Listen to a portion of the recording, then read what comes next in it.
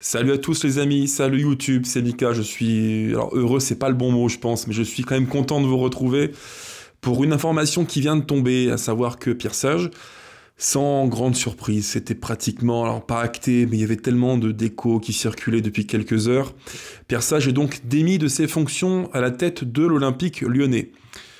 Comment vous dire? Je vais faire ça. En fait, on va faire un peu différemment d'habitude. Pour tout vous dire, pour être transparent avec vous, j'avais prévu de sortir d'ici quelques minutes, quelques heures, une vidéo sur pourquoi je voulais que Sage reste à la tête du club. J'avais tout préparé, j'avais tout monté, fait une belle vidéo d'environ 25 minutes dans laquelle je vous disais pourquoi, en pesant le pour et le contre, je pensais que Sage devait rester à la tête de l'OL.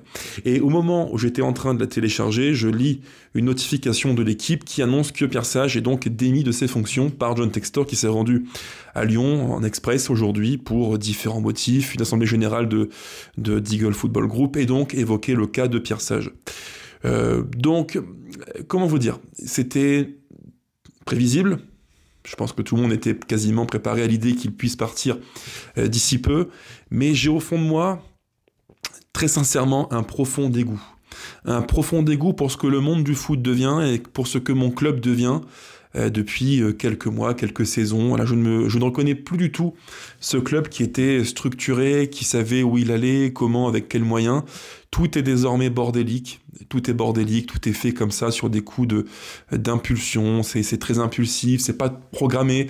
C'est un peu en fonction des humeurs des uns, enfin plutôt de l'un, celui qui est tout là-haut, John Textor, s'il a envie de virer un tel ou ne pas le virer, s'il a envie de le garder ou pas. En fait, tout se fait comme ça un peu sur un coin de table, quoi. C'est fait à l'arrache, tout est fait à l'arrache tout le temps, et au final, où est la reconnaissance? Où est la gratitude envers quelqu'un qui a sauvé le club du précipice et qui l'a fait passer d'un club qui était promis à la Ligue 2 à un club qui finit en Europa League? En fait, on bazarde tout tellement vite, tout est foutu à la poubelle comme ça d'un revers de main, on oublie tout, quoi. Ça va, ça vient, ça dégage. C'est ça maintenant l'OL. C'est une spirale infernale. Et ça, franchement, ça me dégoûte. Voilà, c'est tout le foot que je n'aime pas, ce football basé sur la culture de l'instant, où certains, parce que là aussi, il faut le dire, tous ceux qui, durant des mois, ont dit à l'époque, Pierre Sage, waouh, magnifique, c'est prodigieux ce qu'il fait, c'est génial, c'est génial. Remontada en Ligue 1, il a sauvé le club, franchement, quel entraîneur. Les mêmes qui disaient en début de saison, durant les matchs amicaux, franchement, Pierre Sage, c'est quelle trouvaille de Textor, incroyable. C'est quelqu'un d'intègre, d'intelligent, franchement, on a de la chance de l'avoir au club. Et les mêmes qui disent depuis quelques jours, quelques semaines, oh, il faut le virer, il est incompétent, c'est un prof de PS, passons à autre chose. En fait, mais quelle ingratitude, quelle ingratitude. Le monde du foot, je vais être vulgaire, mais il faut le dire, le monde du foot part totalement en couille, et nous, on n'y échappe pas. L'OL part en couille, et nos supporters, en tout cas une partie des supporters, je minimise leur poids et leur impact, une partie d'entre nous part totalement en couille. On n'a plus de fil conducteur, on n'a plus de colonne vertébrale, on n'a plus de sens dans lequel se diriger. Et en fait, on a un club qui vivote en fonction des humeurs, en fonction de ce que les uns font. C'est pas ça un club de foot de haut niveau. Un club de foot, c'est de la projection et de l'anticipation et du long terme, de la stabilité. Notre Olympique Lyonnais, depuis quelque temps, n'est plus stable du tout. On le voit bien, le contexte, il est dégueulasse, pourri, et on fait du coach le fusible number one. En gros, c'est sur lui que tombe tout. Évidemment, c'est plus dur de virer 25 joueurs que de virer le coach. Mais par contre, il y en a quelques-uns qui sont au-dessus du coach dans l'organigramme, qui aujourd'hui, à l'heure où je vous parle, donc il est 20h et quelques, devraient franchement s'admirer dans un miroir et se dire, est-ce que j'ai tout bien fait? Et est-ce que le départ de Pierre Sage, c'est pas aussi un petit peu de ma faute? Voilà. Un moment d'introspection sur soi, se demander est-ce que je ne suis pas coupable de ce qu'il se passe actuellement? Est-ce que Pierre Sage n'est pas celui qui paye les pots cassés pour, j'irai pas jusque le mot incompétent, c'est pas le bon mot, mais pour la façon de diriger le mode de management depuis des mois qui a été mis en place à l'OL.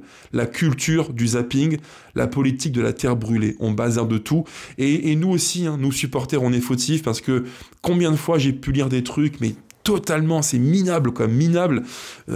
Pierre Sage, il est naze, il est pas au niveau, il faut le virer. Des gens qui étaient déjà dans la prospection, ah, Fonseca, machin, bidule.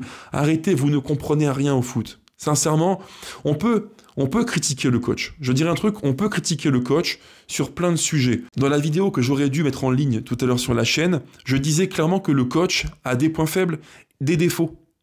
et aussi des qualités. Et je pense que pour être juste, il faut prendre les deux côtés pondérés. Et si on est juste et qu'on pondère qualité, défaut, avantage, inconvénient, le constat il est simple. Pierre Sage, je le maintiens, j'en suis convaincu, il était l'homme de la situation. Mais il manquait un truc, même des trucs. Tout d'abord, il a souffert d'un contexte en tout point dégueulasse, instabilité permanente, chronique, avec des rumeurs, avec des informations financières, économiques qui tous les jours ont pollué l'ambiance au sein de l'Olympique Lyonnais. Il n'y a pas eu une semaine, pas un mois, pas un jour ou presque depuis quelques semaines, sans nouvelles absolument cataclysmiques pour le club. Un climat délétère, avec des coups de pression non-stop. D'ailleurs, Textor, qui là encore joue à l'apprenti sorcier, ce pompier pyromane qui met le feu à la baraque et qui dit quelques heures plus tard, c'est bon, je viens éteindre le feu. Bah bien sûr, c'est tellement facile. C'est tellement facile.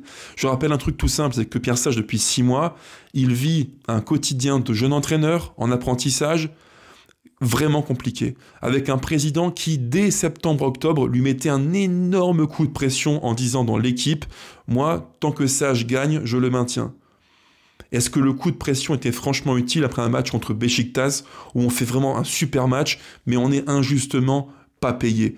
Est-ce qu'il fallait mettre la pression sur un coach, sur un jeune coach qui ne demandait qu'une chose, être accompagné? Est-ce qu'il fallait, chez les différents médias français comme RMC ou l'équipe, mettre constamment la pression, faire fuiter des éléments volontairement? Parce que, attention, ceux qui me diront « Mika, t'es un peu dur, t'es sévère avec Textor », arrêtez votre naïveté.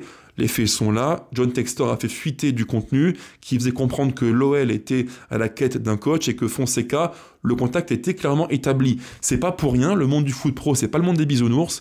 On est là pour des intérêts qui sont parfois divergents, et quand une information tombe dans la presse selon laquelle Sage serait menacé et que Fonseca serait en contact direct avec Textor, ce n'est pas du hasard. C'est tout sauf du hasard. Il n'y a pas de fumée sans feu. Peu importe d'où viennent l'écho qui annonçait Fonseca à l'OL, agent du coach, agent de conseiller de Pierre Sage ou information en interne, peu importe d'où ça vient, il n'y a jamais de fumée sans feu. Et ça a été savamment orchestré, savamment organisé pour clairement mettre la pression sur un coach déjà affaibli. Alors quand on veut tuer quelqu'un sportivement, qu'est-ce qu'on fait? Eh bien on fait tout pour le fracasser, on fait tout. Quitte à le discréditer auprès de son groupe. Et là, depuis quelques temps, ce qui a été fait, il n'y a pas mieux pour tuer la crédibilité du coach. Il n'y a pas mieux. Il n'y a pas mieux. Franchement, ils ont voulu le flinguer, ils y sont arrivés, bravo à eux. Maintenant, place au suivant, donc Paulo Fonseca. Voilà. Je suis littéralement dégoûté en tout point sur ce qui est fait, le traitement qui est réservé à Pierre Sage. C'est juste honteux. Voilà, c'est un foot qui ne me plaît pas, c'est une façon de manager que je n'aime pas du tout. On avait sous la main quelqu'un, un coach humainement de très grande qualité, je trouve pédagogue, intelligent, qui pense sa fonction, son métier, qui voulait tout le temps progresser, faire mieux, qui était à l'écoute de ce qu'on pouvait lui dire, quelqu'un d'ouvert. Pas un coach fermé, un coach qui partage, un coach avec de beaux principes de jeu qu'on n'a pas tout le temps pu mettre en place pour des questions diverses. Là encore, je l'évoquais dans vidéo récemment sur la chaîne, pour des raisons d'effectifs. Parce que là encore, ceux qui ont pris la sanction consistant à écarter Pierre Sage, j'espère qu'ils sauront se dire dans la glace qu'ils n'ont pas tout fait pour qu'il réussisse. Il faut le dire aussi.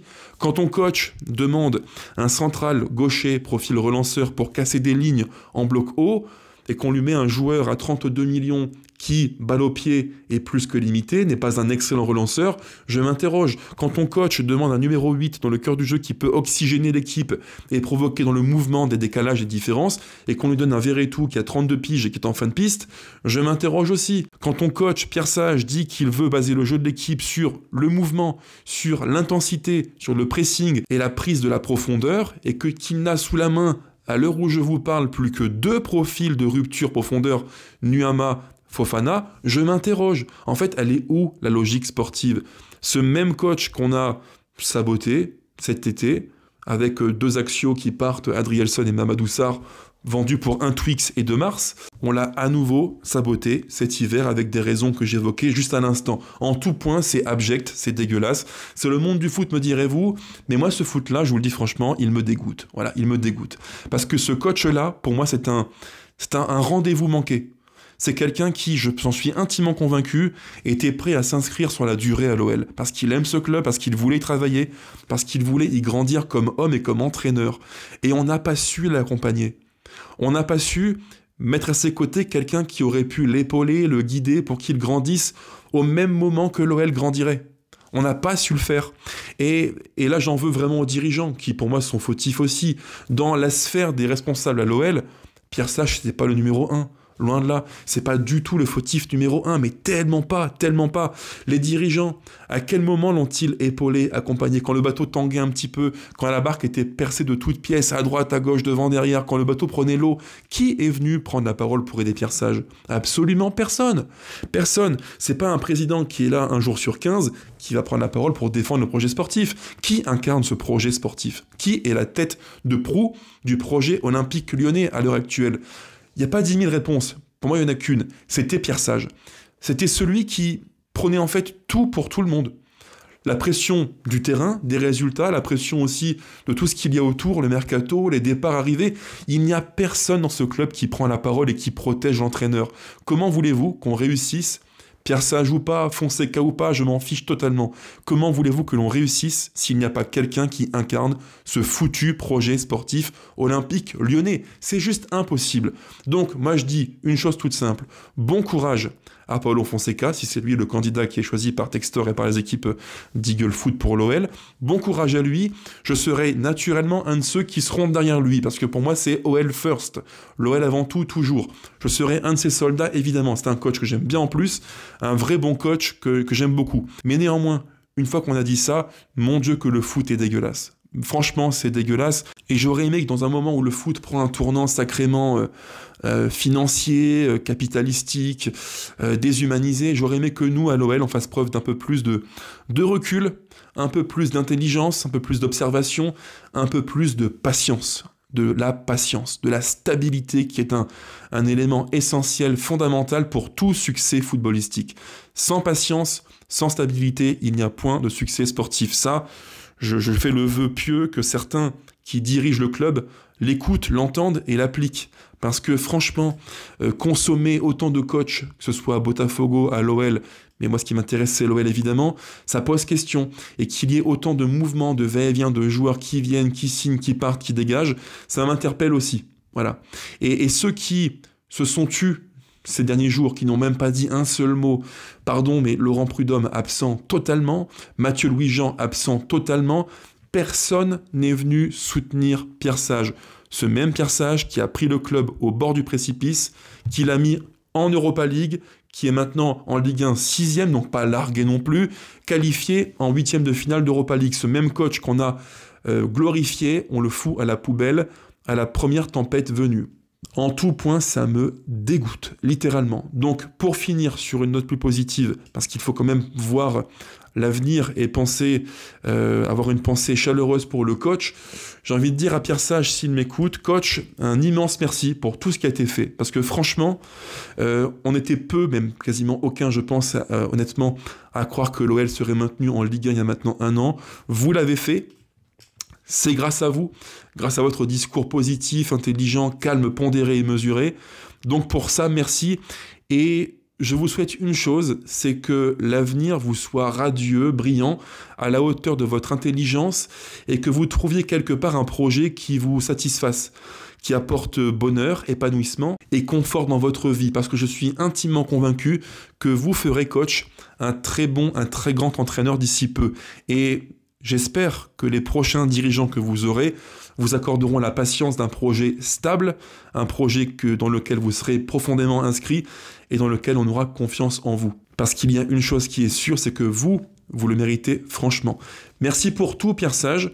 Bonne continuation à l'OL, peut-être, sait-on jamais, ou ailleurs. Une chose est sûre, c'est que moi, je vous suivrai avec grande attention. Merci infiniment, coach. À bientôt à l'Egon et allez l'OL toujours, évidemment. Ciao, ciao.